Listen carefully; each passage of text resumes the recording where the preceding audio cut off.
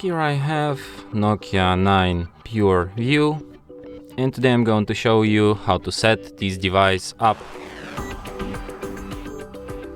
Firstly, you should select language. Like, you can select one of these from this list, but you can just switch to English, as I did. Tap let's go.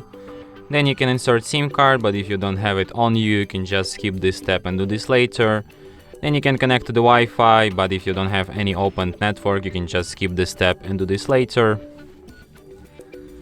Then you have to set up date and time. Then you have Google services. I suggest you to disable them. Tap accept.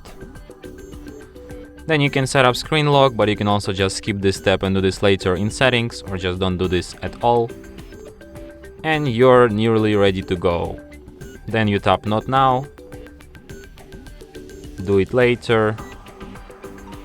And your device is ready to be used. And that's it. Thanks for watching. If you find this tutorial useful, don't forget to hit that like button and subscribe to our channel.